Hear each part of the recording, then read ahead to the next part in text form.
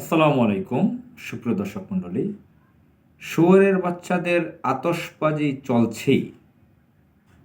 সুপ্রিয় দর্শক মণ্ডলী, আমার মুখের ভাষা এ ধরনের শুনে আপনারা ক্ষেপে যাবেন না, রাগ করবেন না, কষ্ট করবেন না, মাইন্ড করবেন না। শুয়োরের বাচ্চা, শুয়োরের বাচ্চার শুয়োরের বাচ্চাদের অর্থনীতি, এই শিরোনাম দিয়ে আর্টিকেল লিখেছেন ডক্টর আকবর আলী খান। তিনি একজন সাবেক সচিব, নর্মাল কোনো সচিব ছিলেন না, অনেক বড় পর্যায়ের সচিব ছিলেন, ক্যাবিনেট সচিব সচিব ছিলেন। তিনি পরবর্তী সময়ে কেয়ারটেকার গভর্নমেন্টের উপদেষ্টা হন, অর্থ পরিকল্পনা ইত্যাদি বিষয়ক উপদেষ্টা হয়েছিলেন মন্ত্রী পদমর্যাদার। 71 সালে তার বিভিন্ন ভূমিকা টমিকা ছিল। তিনি লেখক ছিলেন। তার বাংলাতে ইংরেজিতে অনেক বই আছে লেখা। বিভিন্ন ইউনিভার্সিটিতে তার লেখা বই পড়ানো হয়, ইতিহাসের বই লেখা পড়ানো হয়। বিভিন্ন ইউনিভার্সিটির প্রফেসরগণ ইতিহাস ডিপার্টমেন্টে তার বই রেফার করেন স্টুডেন্টদেরকে, শিক্ষার্থীদেরকে। তো তিনি মারা গেছেন, ডক্টর আকবর আলী খান। তিনি লিখেছিলেন শুয়োরের বাচ্চাদের অর্থনীতি, যেটা পত্রিকায় প্রকাশ হয়েছিল, যেটা তার কোনো একটা বইয়ের মধ্যেও সে আর্টিকেলটা স্থান পেয়েছিল। এই উদাহরণটা, এই রেফারেন্সটা তুলে ধরলাম এই জন্য আপনারা বলবেন না যে এই লোক ইসলামের কথা বলে আবার এই ধরনের গালিগালাজ কেন করে। শুয়োর ইংরেজিতে সোয়াইন, একটা অ্যানিমাল, একটা পশু, নিকৃষ্ট পশু। পশু নর্মাল পশু না, এটা নিকৃষ্ট পশু। তো এটা আমাদের দেশে এটা গালি হয়ে গেছে। শুয়োর বলে মানুষকে গালি দেয়, শুয়োরের বাচ্চা টাচ্চা বলে। অন্য অন্য দেশে হয়তো এটা নেই। যেরকম মীর জাফর একজন ব্যক্তির নাম। তো সে যখন মুনাফিকি করেছে, বেইমানি করেছে, লর্ড ক্লাইভের সাথে সে আঘাত করে নবাব সিরাজউদ্দৌলাকে পরাজিত করে, ব্রিটিশদেরকে জায়গা করে দেয় এই উপমহাদেশে। এই জন্য আজকে বহু বছর যাবৎ এই উপমহাদেশে মীর জাফর নামটা একটা গালি। আপনি যদি কোনো সচিবালয়ে যান বা স্কুল কলেজে ইউনিভার্সিটিতে যান, বিভিন্ন সোসাইটিতে কোনো ব্যক্তিকে যদি মীর জাফর বলেন, শিক্ষিত লোক হয়েও আপনার উপর ক্ষেপে যাবে। ধরেন রিক্সাওয়ালা, ঠেলাগাড়িওয়ালা, সিএনজিওয়ালা যারা বস্তিতে বসবাস করে বা অন্য নর্মাল জায়গায় বসবাস করে, লেখাপড়া কম টম জানে অনেকে, তারাও না হয় না বুঝে আপনাকে ক্ষেপে আসতে পারে। শিক্ষিত লোকজনও মীর জাফর বললে ক্ষেপে আসবে। তো এত সব উদাহরণ দিলাম আপনাদেরকে শান্ত থাকার জন্য, আমার উপর ক্ষেপবেন না। শুয়োরের বাচ্চারা আতশবাজি চালাচ্ছেই। আমি যখন কথা বলছি, চারদিকে আতশবাজি ফুটতেছে। এখন কিন্তু 12টা বাজে না। আপনারা জানেন যে 31st নাইট, খ্রিস্টীয় যে সন, এখন 2024 সন, এটা শেষ হলে রাত 12টার পরে। এটা প্রতি বছর আমরা দেখে আসছি, সারা পৃথিবীতে করে। তো বাংলাদেশ একটি মুসলিম দেশ, এদেশের রাষ্ট্রধর্ম ইসলাম। এখানে মুসলমানদের কৃষ্টি কালচার, সেটা তো ধ্বংস করেছি ভারতীয়রা, ওয়েস্টার্নরা। এখানে যে সভ্যতাটুকু ন্যূনতম বজায় রাখা দরকার, সেটাও রাখছে না সরকারি। ধরেন ওয়েস্টার্ন দেশগুলোতে অনেক কিছুই তারা করে, কিন্তু তারা সরকারি আইন মানে। ধরেন এই যে অন্তর্বর্তীকালীন সরকার যাদেরকে বলা হচ্ছে, ইউনূসের নেতৃত্বে, ডক্টর মোহাম্মদ ইউনূসের নেতৃত্বে যে সরকার আছে, এখন একজন হোম অ্যাডভাইজার আছেন, স্বরাষ্ট্রমন্ত্রী আছেন, তিনি মেজর জেনারেল ছিলেন। তো তিনি কিন্তু ঘোষণা জারি করেছেন, সেগুলো আপনারা দেখেছেন, মিডিয়াতে, পত্রপত্রিকাতে দেখেছেন। 31st নাইটে আতশবাজি, বোমা ইত্যাদি ফোটালে কি কি শাস্তি হবে, কি কি জরিমানা হবে, রাত্রে কয়টার সময় পর্যন্ত বাইরে থাকতে পারবে, কি কি করা যাবে করা যাবে না, একটা বিধিনিষেধ আরোপ করেছে। তো সেটা কি ফলো করতেছে এদেশের নাগরিকগণ, তরুণগণ? সেই আইন কি সরকারের মানতেছে না। শুয়োরের বাচ্চারা আতশবাজি ফোটাচ্ছি, প্রকম্পিত হচ্ছে। আমি এখন খুবই সাউন্ড প্রোটেক্ট করা জায়গায় রয়েছি। বাইরে প্রচণ্ড রকমের আতশবাজি ফুটতেছে। ধরেন রাত 12টা বাজলে যে কী ফোঁটা ফুটে তা তো কল্পনাও করা যাবে না, কি ফুটতে পারে। প্রতি বছর যেটা দেখে থাকি, আমার বিল্ডিং সহ কাঁপে, আমার শিশু বাচ্চা ঘুমাতে পারে না কয়েক বছর যাবৎ, কেঁপে ওঠে এই আতশবাজি এবং মিউজিকের কারণে। শুধু আতশবাজি নয়, আমি যখন বিকেল থেকে আমি সন্ধ্যার পরে বাসায় এসেছি, বিভিন্ন ছাদে যুবকরা, যুবতীরা, উঠতি বয়সের তরুণ তরুণীরা প্রচণ্ড উচ্চ শব্দের যে উচ্চ সাউন্ড, প্রচণ্ড হাই সাউন্ডের যে মিউজিকগুলো আছে সেগুলো ছেড়েছে। অনেক হিন্দি গান, বেশিরভাগই হিন্দি গান এবং মিউজিক। প্রকম্পিত হচ্ছে বিভিন্ন ভবনগুলো, আবাসিক বিল্ডিংগুলো, স্কুল কলেজ কাঁপাচ্ছে। যদি স্কুল কলেজগুলো বন্ধ আছে এখন।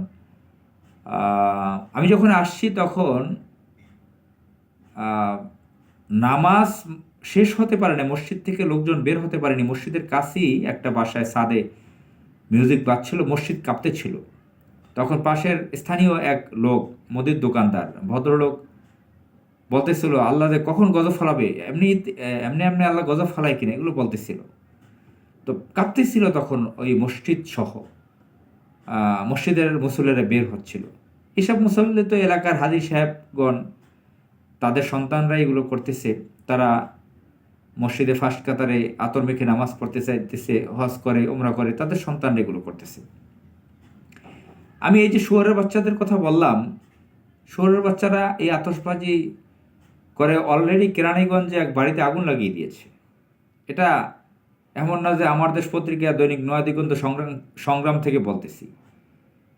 এই পত্রিকা যে অসত্য কথা বলে সেটা বলতেছি না। এটার অনেকের চুলকানি যে এটা ইসলামিস্টদের পত্রিকা, জামাত ইসলাম ঘেঁষা পত্রিকা, কট্টরপন্থী ইত্যাদি ইত্যাদি তারা বলার চেষ্টা করে বাজে কথা। দিল্লির এজেন্ট হিসেবে যে কাজ করে যে মিডিয়া, প্রথম আলোতেই নিউজ এসেছে, অনলাইনে দেখলাম, কেরানীগঞ্জে আতশবাজি ফুটিয়েছে, সেখানে একটা বাড়িতে আগুন লেগেছে এটার কারণে অলরেডি। আমি যখন কথা বলছি এখন 11:30 কিছু বেশি, সামান্য বেশি, এখন 12টা বাজে না। আজকে হচ্ছে 31 ডিসেম্বর 2024। তো এই ঘটনা আমি মিডিয়াতে দেখলাম। এদের জন্মের ঠিক নাই। যারা একটা সরকারি আইন যেটা জারি করেছে, যে একটা নির্দেশ জারি করছে, সেটাও তারা মানে না। অনেকে জানেও না, রাষ্ট্রীয় খোঁজখবরও রাখে না। দেখেন, এই যে ফ্যাসিস্ট আওয়ামী লীগ হাসিনার আমলে, দিল্লির এজেন্ট লেডি লেন্দুদ্দুজি হাসিনার আমলে কত গোপন জায়গা থেকে জামাত ইসলামের, বিএনপি নেতাদেরকে, সরকার বিরোধী লোকদেরকে, দেশপ্রেমিক লোকদেরকে ধরে এনে মেরে ফেলেছে, জেলে দিয়েছে, পঙ্গু করেছে, তাদের সম্পদ নষ্ট করেছে, তাদেরকে তাদের নিয়ন্ত্রিত মিডিয়া তুলে ধরা হয়েছে তারা অপরাধী। আজকে এই আতশবাজি যারা ফোড়াচ্ছে তাদেরকে কেন প্রশাসন দেখতে পারতেছে না? এই পুলিশ তো এই ইন্টারিম গভর্নমেন্টে সে নতুন করে নিয়োগ দেয়নি, আওয়ামী লীগের আমলের পুলিশ। এই মেজর জেনারেল সাহেব তো আওয়ামী লীগের সময়ও ছিল। তো তিনি মেজর জেনারেল সাহেব যিনি স্বরাষ্ট্র উপদেষ্টা, তা কেন সারা বাংলাদেশে এইভাবে আতশবাজি ফুটতেছে? কেন ঢাকা প্রকম্পিত?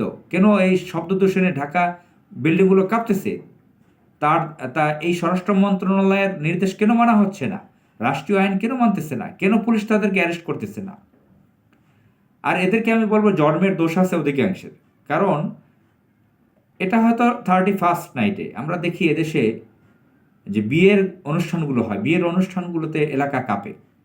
হিন্দি উচ্চ শব্দের মিউজিক, নৃত্য, মদ পার্টি, বিভিন্ন মেয়ে নিয়ে অশ্লীল কর্ম, প্রতিটা বিয়ের অনুষ্ঠান, অধিকাংশ বিয়ের অনুষ্ঠানে অশ্লীলতা, বেহায়াপনা ছড়িয়ে পড়ে। ভারতীয় কুকালচার অনুযায়ী বিভিন্ন লগন টগন, 12-13 পর্বের অনুষ্ঠান করে, হলুদ শাড়ি পরে ছেলে মেয়ে অশ্লীলতায় ব্যভিচারে লিপ্ত হয়। মদ, কার্টন মদ কিনে, বিয়ার কিনে হৈ হুল্লোড় করে, উন্মাদনায় তারা জড়িয়ে যায়, মত্ত হয়ে যায়, ফুর্তিতে, আমোদ ফুর্তিতে তারা ছড়িয়ে পড়ে এবং তারা যেটা করে, কয়েক রাত মানুষকে, এলাকার মানুষকে ঘুমোতে দেয় না, উচ্চ শব্দের হিন্দি মিউজিক দিয়ে বিভিন্ন হাজি সাহেবদের মেয়েদের এরকম বিয়ে দিচ্ছে। তো এই যে বিয়েটা অপবিত্রভাবে হচ্ছে, একটা মুসলমান মানুষের কন্যা বিয়ে দিবে বা ছেলে বিয়ে করাবে, আল্লাহ তাআলা এটার নিয়ম দিয়েছেন, ইসলামী শরিয়ার নীতি আছে কিভাবে ইসলামী কালচারে সুন্নত অনুযায়ী বিয়ে হতে পারে। আল্লাহ রসুল পাক সাল্লাল্লাহু আলাইহি ওয়াসাল্লাম, আল্লাহ রসুল হযরত মুহাম্মদ সাল্লাল্লাহু আলাইহি ওয়াসাল্লাম বিয়ে করেছেন, বিয়ের সিস্টেমগুলো বলে গিয়েছেন।